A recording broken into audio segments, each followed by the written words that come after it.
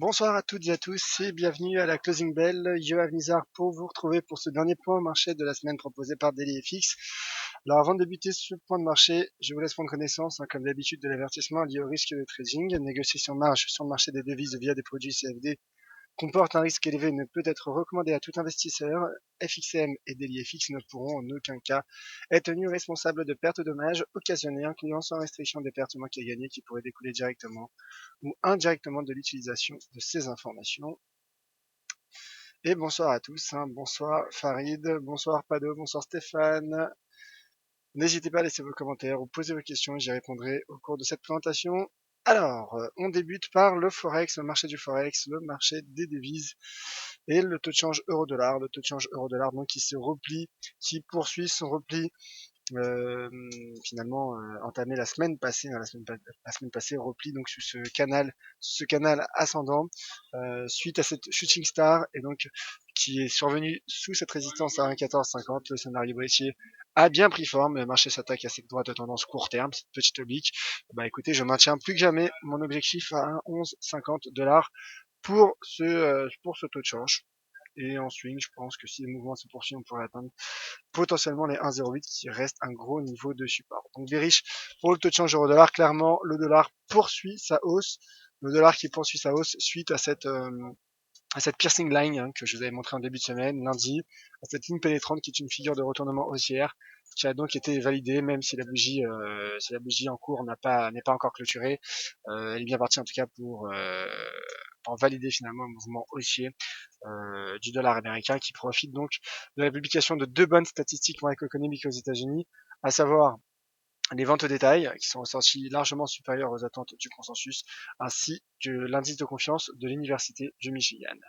Alors, on poursuit avec les bourses et le CAC 40.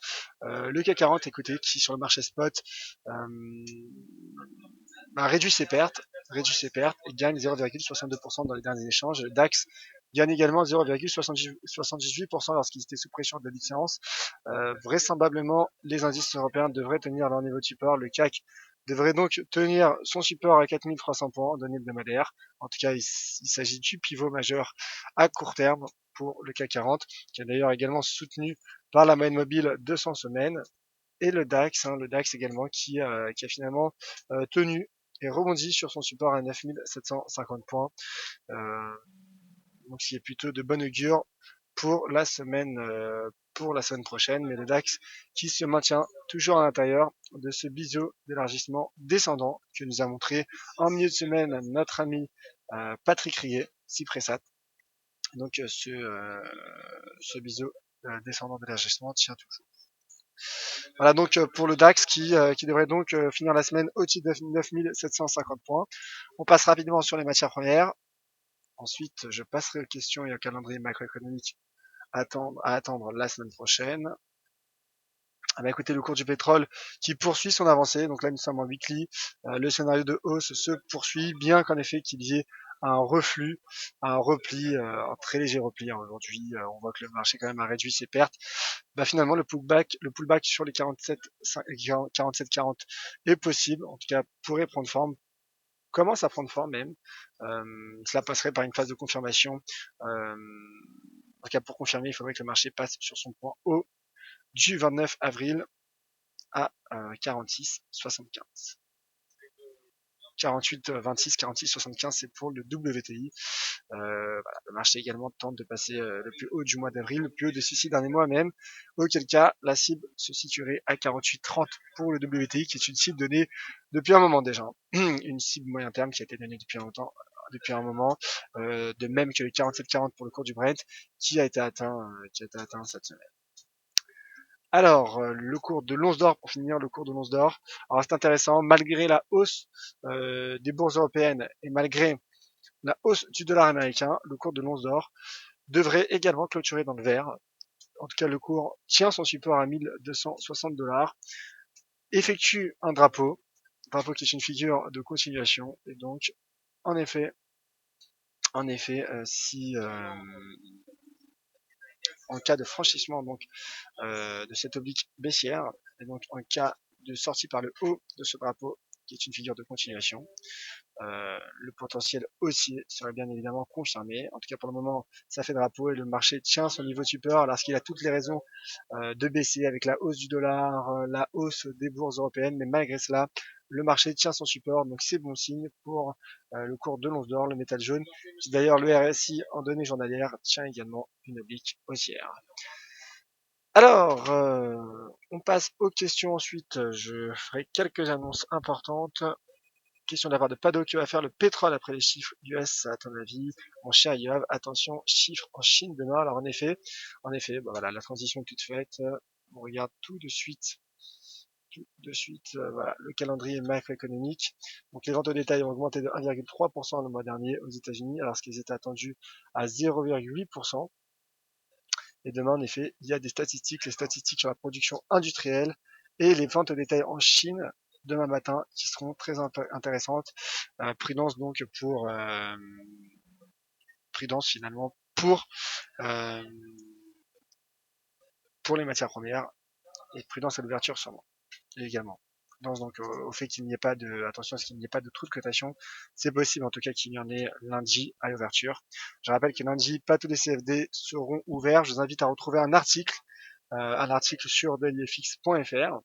Alors d'abord, le calendrier macroéconomique, la semaine prochaine, c'est la semaine des taux d'inflation, car il y aura l'inflation en Grande-Bretagne, on suivra ça en direct pendant le Commodities Market Report. Il y aura également le taux d'inflation aux États-Unis mardi après-midi, le PIB japonais, le taux de chômage, les chiffres de l'emploi en Australie, et enfin, on finira la semaine avec le taux d'inflation au Canada. Vous pouvez retrouver tous ces événements dans mon article que je viens de mettre en ligne il y a quelques minutes sur le site dailyfx.fr, l'article sur le programme des émissions en live dailyfx, donc de la semaine du 16 au 20 mai, avec deux lives spéciaux, deux webinaires spéciaux. Ce sera mardi et vendredi avec des Wall Street Insiders spéciales inflation aux États-Unis et au Canada, avec les enjeux, les éléments majeurs et les enjeux à retrouver. Alors l'article, et ensuite je passerai aux questions, l'article dit voilà, l'article de la modification des horaires de trading, tout simplement, il se trouve ici. Et donc, le DAX, l'Eurostoxx 50, l'indice suisse et le Bund ne pourront pas être traités chez FXM lors de la journée de lundi. Car lundi, il s'agira du lundi de Pentecôte, mais il y aura des choses sur DailyFix. Nous vous préparons également des webinaires. Sylvain sera là, et d'ailleurs, je serai également là à 11h pour faire le morning meeting. Point de marché de la mi-matinée, donc je vous attends nombreux lundi à 11h. Donc mon cher Pado, en effet, le pétrole qui finalement tient son niveau de support malgré les chiffres, les bons chiffres américains, et malgré la hausse du dollar américain, c'est plutôt bon signe. Alors JS Crapulus, bonsoir Yoav, on tient encore la baisse sur AUD/USD et NZD/USD. On regarde ça tout de suite.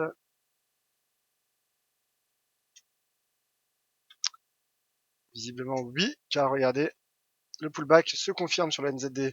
Le NZD/USD en effet, qui confirme son pullback sous les 0,6815, et l'AUD/USD, bah écoutez voilà, le cours qui franchit, qui casse les 0,7280. Donc là les risques sont bel et bien baissiers.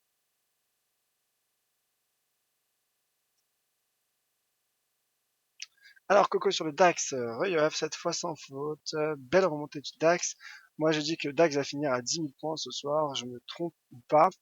Déjà je ne peux pas savoir à combien finira le DAX, sinon croyez-moi, voilà, je serai exposé de manière agressive dessus. Je plaisante bien évidemment. Le cours pourrait en effet atteindre les 10 000 points, en tout cas pour le GR30. Le Marshall potentiel, hein, il a rebondi, il a tenu en tout cas sur cette oblique, il a tenu cette oblique haussière du 10 février dernier. Il a tenu également en effectuant un pullback son support horizontal à 9750 points. Donc en effet, le risque est haussier. D'ailleurs, 10 000 points correspond également à la moyenne mobile 50 x 4 heures. Donc, tout simplement. Donc le cours, en effet, pourrait atteindre les 10 000 points. Christian qui demande un petit mot sur l'USD Yen. On regarde ça tout de suite, mon cher Christian. Alors, l'USD Yen, on va augmenter l'unité de temps. L'USD Yen, ah bah écoutez, ça a l'air d'être un biseau court terme qui prend forme. un biseau court terme comme vous le voyez.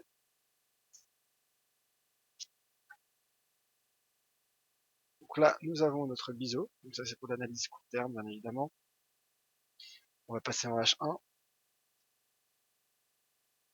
Bon, là, le marché est en plein milieu de ce biseau, donc pour optimiser son risque, il serait préférable, selon moi, d'attendre finalement que le marché rejoigne l'une des deux bornes. En tout cas, le risque est haussier tant le yen est vendu par le marché, au vu notamment de ce climat d'aversion au risque qui s'est estompé ces dernières heures, ces derniers jours, avec notamment le reverse des bourses européennes. Mais regardez en swing, et également surtout la hausse du dollar américain. Mais regardez en swing ce que fait le marché. En swing, il y a un range. Lorsqu'on regarde justement, alors je vais prendre plutôt les niveaux horizontaux, voilà. Lorsqu'on regarde le cours en daily, que remarquons-nous?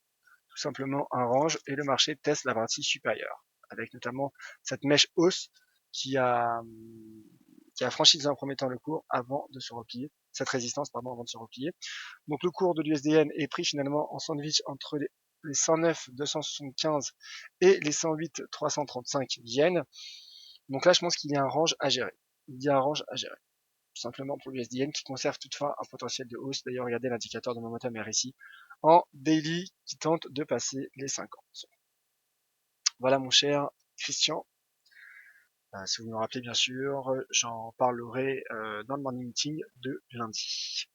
Alors plus d'autres questions sur le chat. Merci à toutes et à tous de votre attention. Merci à tous d'ailleurs de nous avoir suivis, d'avoir suivi toute l'équipe tout au long de cette semaine.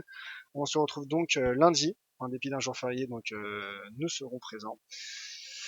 Je reste bien évidemment pour vous disponible comme toujours sur Twitter @suavizar. Voilà, vous avez mon Twitter qui s'affiche sur votre écran. Je reste également à votre disposition à la fois sur les différents réseaux sociaux et sur LinkedIn par email à l'adresse ynizar@fxm.fr. Idem pour Sylvain et Vincent. On se retrouve donc lundi. Bon week-end à tous. Merci et à très bientôt. C'était Yoav pour la closing bell de DailyFX.